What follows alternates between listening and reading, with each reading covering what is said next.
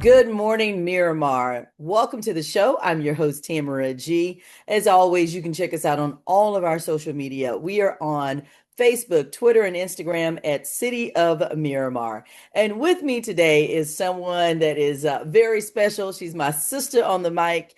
We haven't heard from her in a little while, and we're going to talk about why that is. But the one, the only South Florida legend herself, Supa Cindy, is with me. And Cindy, it is really so good to see you because I haven't seen you in a while. Right. Good morning, Tamara, and thank you so much for having me. Hello, City of Miramar. You already know I love you guys. Exactly. And we love you too. Thank And your story is going to resonate with a lot of women, maybe some men too, because it is a story that I don't think anyone, when you told me, I didn't you. believe it. So I don't Right, think anyone is going to believe it. Now we know, we, of course, every October, and we talk about breast cancer awareness, we talk about domestic violence awareness, but these are both issues that are all year long. And right. that was one that you were dealing with that no one even knew about, the domestic violence. Tell us a little bit about it, Cindy.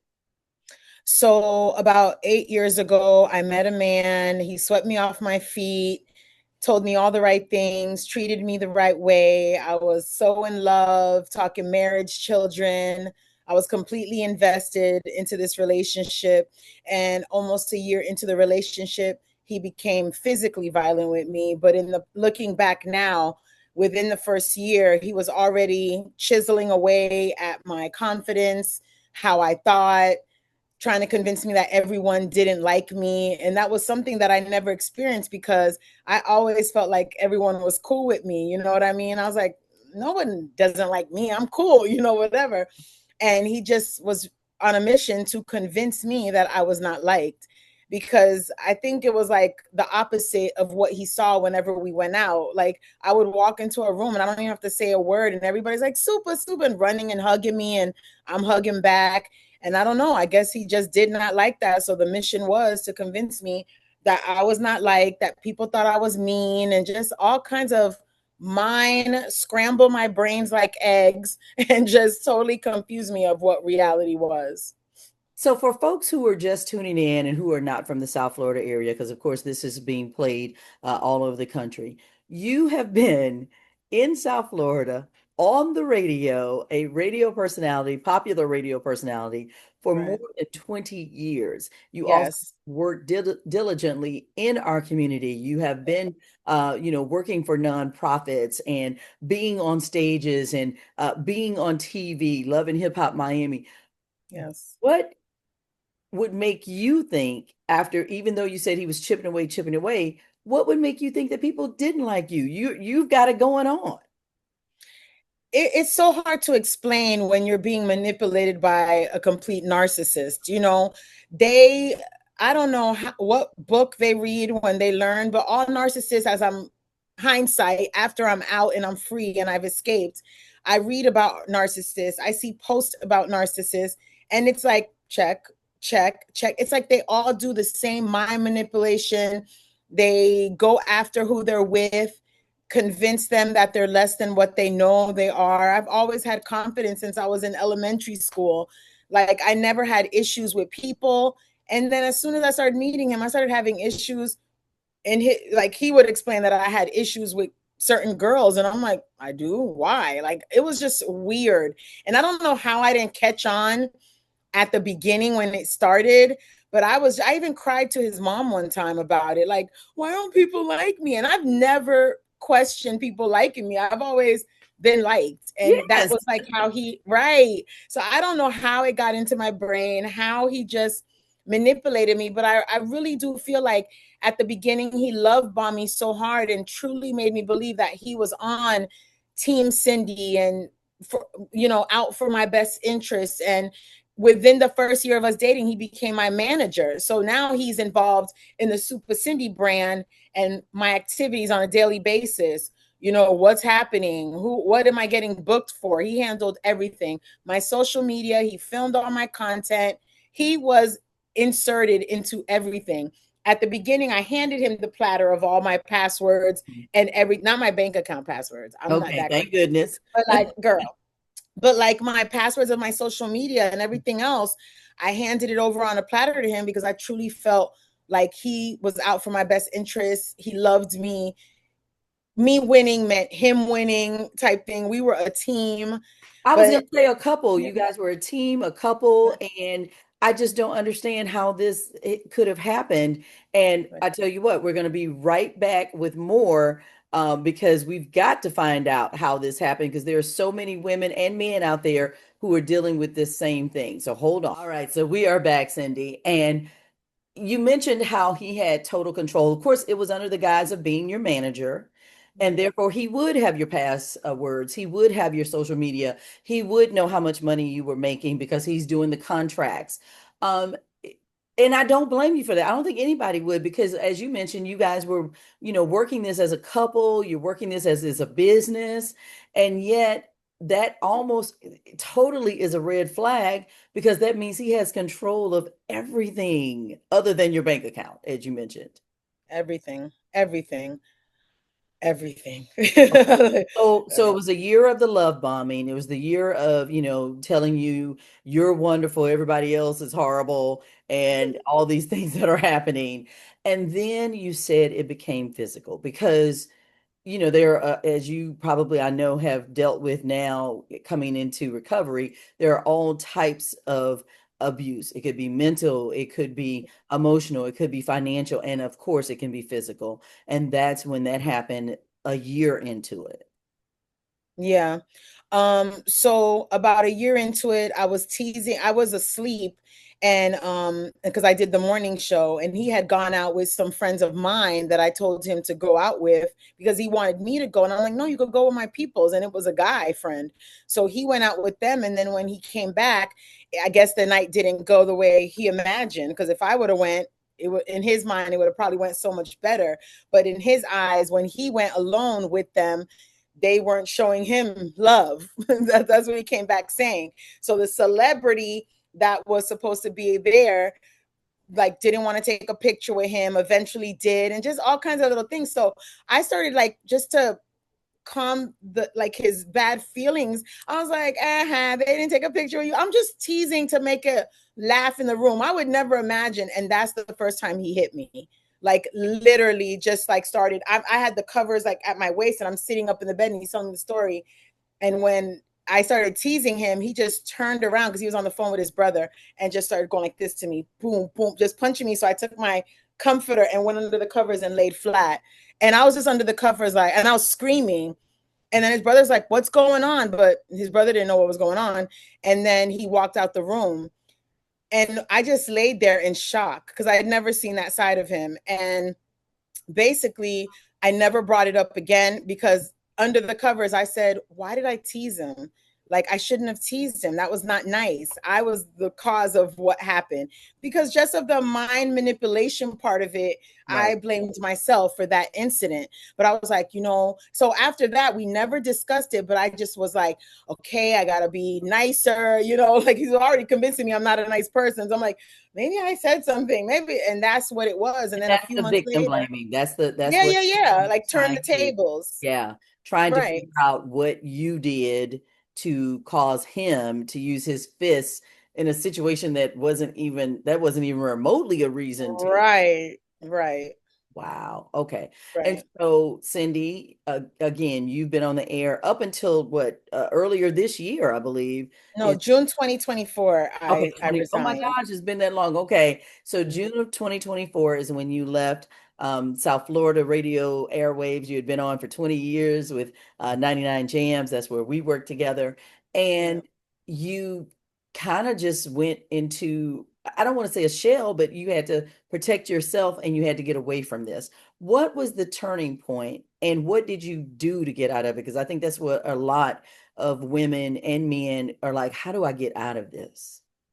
When I was in it, I completely felt stuck. Like people, like the after like the third year of the apologies and the sob stories and the crying and the victim blaming and the blaming everyone else but taking accountability for the things he was doing, I was done. But at this point, he controlled everything.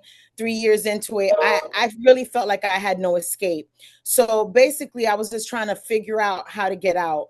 So on a Friday night, he got upset at me. We were driving in the car. He got upset at me and started, like, while driving, like literally beating me up in the car. So that Saturday I had a Halloween gig. Halloween time is when our anniversary of everything hit the fan. But Mhm. I had a Halloween gig that Saturday night, so I didn't want him to go with me because of, you just beat me up in the car yesterday. Just stay away from me and leave me alone. Like, I was at the end of my rope. I couldn't even breathe anymore. So I go to this event. I tell him not to go. He shows up anyway. So when I see him, I was like, oh my God. So I go up to him. I'm like, hey. And he just looked at me from like my toenails to the tip of my head like I was straight trash, like looked at me all dirty. And I just looked at him like, and I'm like, and I just walked away and stayed backstage the rest of the night because I had went to the front to be with the people, how I always am. And Right. I was like, why did he even come? So I just stayed backstage. At the end of the show, I left out of a side door and was trying to get to my car that was behind the stage.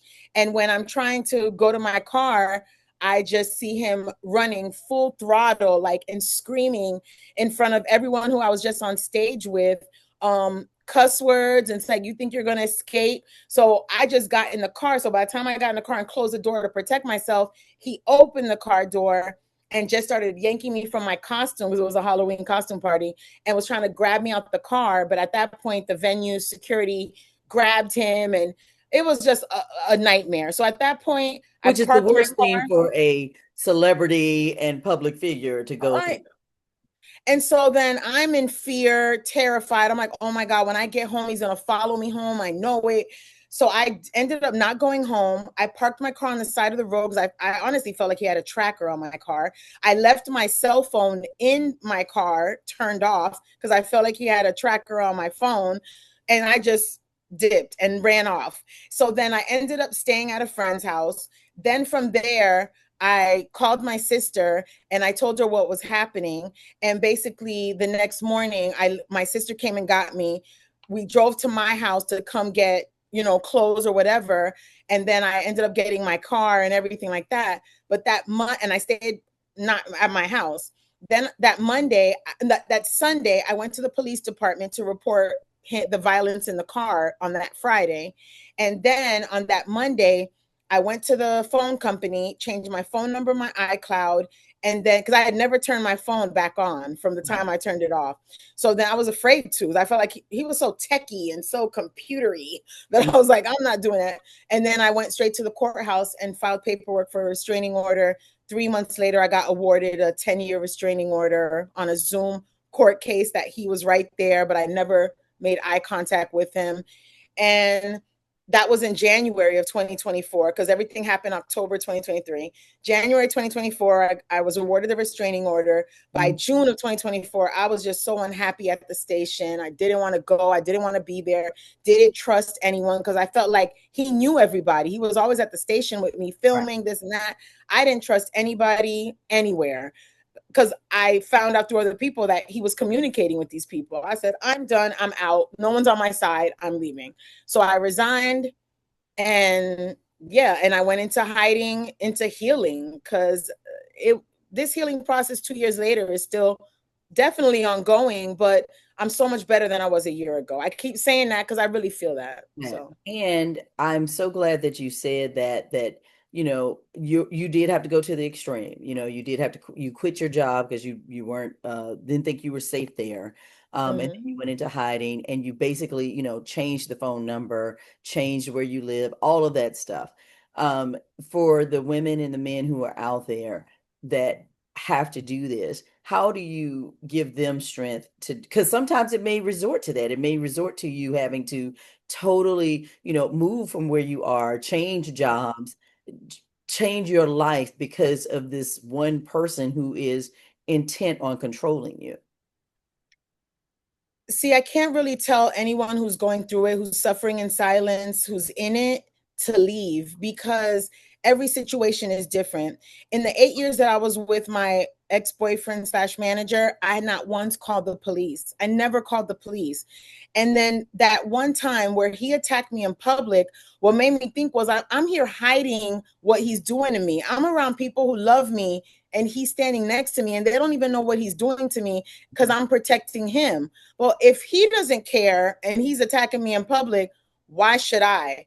And he, to me, that was his biggest downfall, his biggest mess up. He slipped up, he messed up. And I Right. said, okay, you want to go public? Let's go public. And that's when he cracked the window open and I squeezed through the mess up window. And Right. I just started running full throttle, never looked back. And I was done. He messed up. Let's go. You want to go public? Let's go public. And speaking of going public, I know that obviously is something that you did not want to do. You had not done it in almost 8 years, but because of what happened, um, your message to women and men out there who are going through this, that people would not believe that they're going through it. Because, again, I've known you for more than 20 something years. When you Right. told me this was going on, and you hid it so well that a lot of people obviously didn't know that it was going on, but that's happening every day. What do you say to those people who are not quite to that point where you are right now, where they want it to be public, or they feel ashamed because it's happening to them? Because obviously if it can happen to you, it can happen to anybody. Anybody. I would say, first of all, be kind and patient with yourself, because a lot of the times, like I said at the beginning, I was blaming myself for what was happening. But then I realized I'm not the one with the problem. It's him. He has trauma. He has baggage that he's going from relationship to relationship, and now he's bringing it to me, and I have to be his therapist. I have to be his punching bag. No. So I really feel like us as survivors and victims got to stop blaming ourselves. We're not the ones with the